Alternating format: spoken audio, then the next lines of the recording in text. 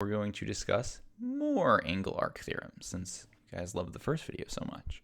So we're going to go through 3 more theorems here, and then we're going to do some examples and some problems to apply them. So first, if 2 inscribed or tangent chord angles, so remember those are 2 different things, intercept the same arc or congruent arcs, then they are congruent. Okay?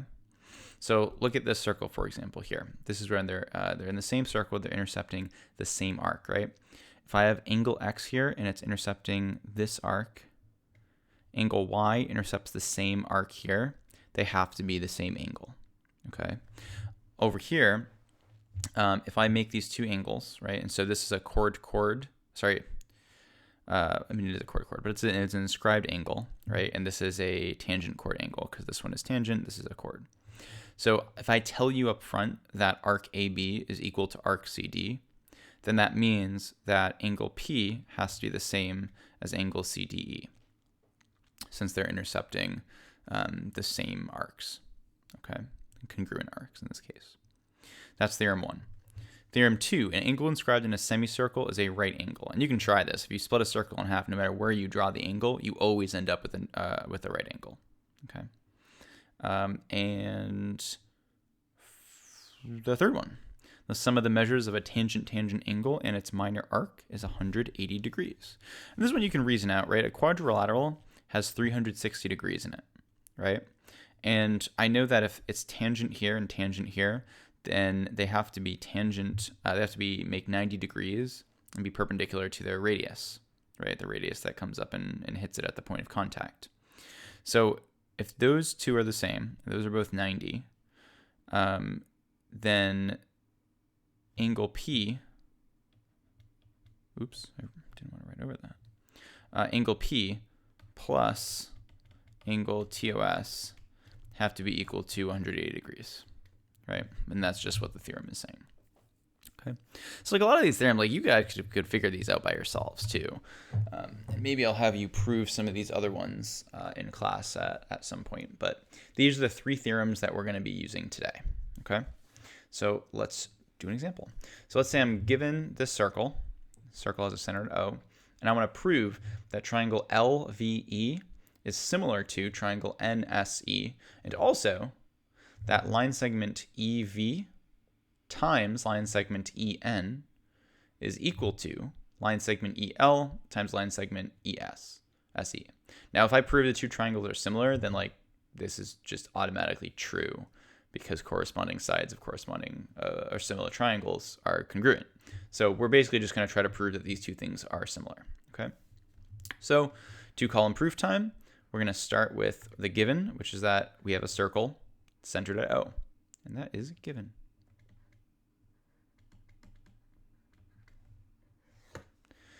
Second, I'm going to say that LV is congruent to, not LV, angle V right here is congruent to angle S, right? Because angle V and angle S intercept the same arc. So using our theorem from the previous page, I can say that angle V is congruent to angle S. Okay, and this is the theorem, the same arc theorem. Okay. 3, what else can we say is the same? Well, angle L and angle N also intercept the same arc, right? So if they also intercept the same arc, they must also be the same. So angle L is congruent to angle N. This is just same as 2. So from there, where can we go? Well, from here, I can actually just say the triangles are similar, right? Because of angle. I know that the triangles that this angle is the same as this angle, and this angle is the same as this angle. And I can even go further and say, these are vertical angles, so this angle is the same as this angle. So all the angles of the triangle are the same. So triangle LVE must be similar to triangle NSE. And that's off of angle. Even angle if we want to. 5, I'm going to say that EV over SE is equal to EL over EN. And this is because ratios of corresponding sides of similar triangles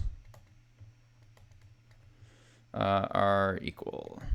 And then finally, we just multiply and we get EV times EN equals EL times SE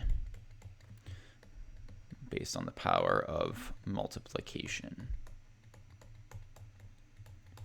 Okay, so now you have the shape and you notice that like, hey, look, these arcs are intersecting different angles are intercepting the same arcs. It's probably a good idea to try to apply the theorem that we used here, because it's going to allow you to infer a lot of information about how angles are equal. Okay. Next one, I'm given a circle with a center at O. BC is a diameter, so it passes through the center of O. The radius of the circle is 20.5 millimeters, and the length of AC is 40 millimeters. So this one's actually pretty straightforward. Once you see that right here, this is a diameter, and if it's a diameter, that means that this arc is this angle is intercepting. It's in a semicircle, which means that this has to be a 90-degree angle. And once you know this is 90 degrees, you can just straight up use the Pythagorean theorem. I know the radius is 20.5, so this whole thing is going to be 41 millimeters. I know AC is 40 millimeters. And then we use Pythagorean. So I say AB squared plus 40 squared is equal to 41 squared. We solve this, and you get that segment AB is equal to 9 millimeters. Okay, so this is just using the second theorem. An angle inscribed in a semicircle is a right angle. And our last example is we have a circle O, center at O. Line segment AB is a tangent segment. It's tangent at the point B. And AB is parallel to CD. Okay, so I want to prove that angle C is equal to angle BDC. So I want to show this angle is the same as this angle. Okay, so we're going to do a two-column proof. My first statement is, I'm just going to list all the givens. So I'm given that AB is tangent to circle O, and AB is parallel to CD. And those are both given.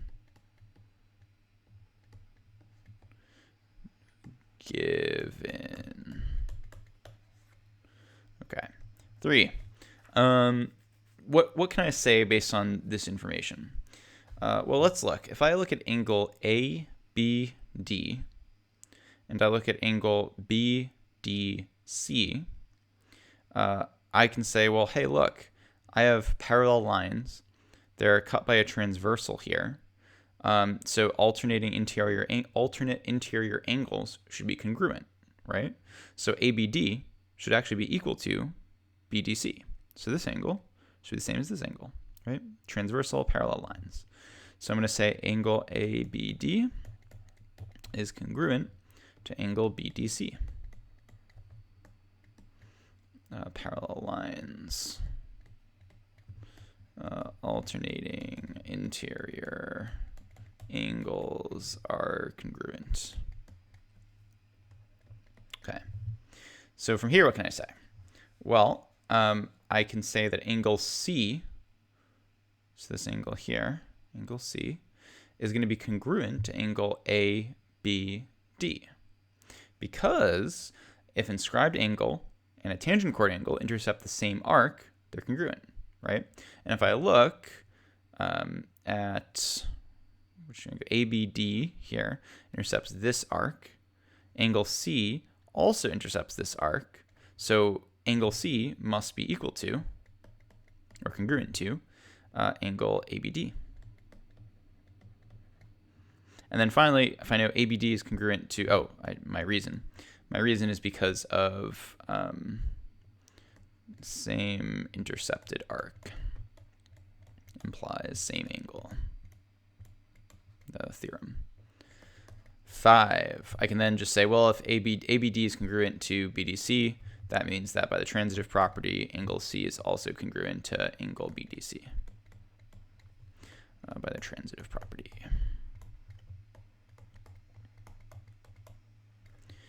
And that's it. So you can see, you get to use these properties in some clever ways. Always be looking for ways you can use them, right? Because like if I look at this circle, I mean, we're given, not a lot of information, and it might seem tricky at first to solve it. But once you start looking and saying, well, hey, look, this arc, right, is intercepted by both this angle and this angle, then that gives me some information about that. So always be looking, especially when we're doing like these kinds of problems, because they're all about arcs and angles. So always be looking for intercepted arcs and whether any angles intercept the same kind of arcs, okay? And that's all for angle arc theorems for today. Have a wonderful afternoon or morning or evening, no matter when you're watching. Thanks for watching.